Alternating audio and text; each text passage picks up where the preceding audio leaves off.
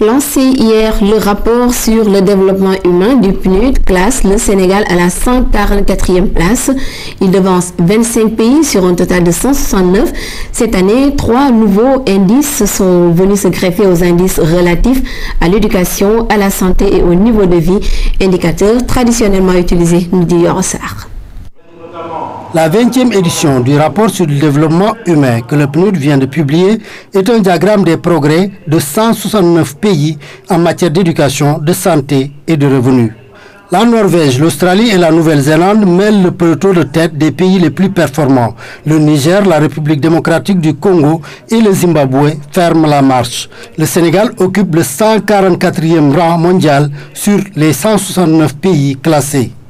Si on regarde un peu en arrière, du début des années 70 à aujourd'hui, il y a des avancées considérables en matière de développement humain. C'est indéniable. J'ai cité tout à l'heure le chiffre du Sénégal, en rappelant que des années 1980 à aujourd'hui, on a eu un taux de progression de l'IDH du Sénégal de 41%. Et donc je pense que ça c'est un acquis. Cela ne veut pas dire qu'il n'y a pas de défis encore à relever au Sénégal, à l'instar d'autres pays du continent.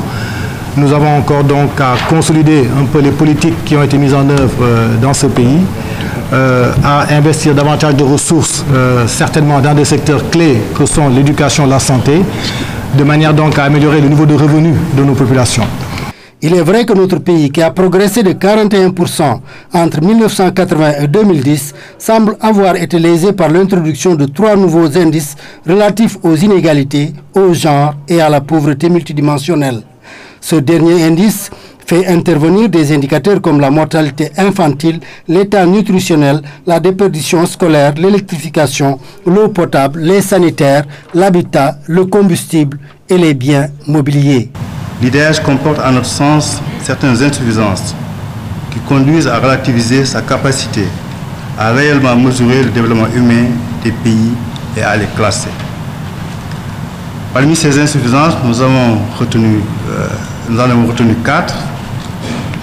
D'abord, les variables retenues, éducation, santé et revenus, sont restrictives, interdépendantes et quelque peu redondantes, car les paramètres liés à l'espérance de vie et à l'éducation sont tributaires du revenu.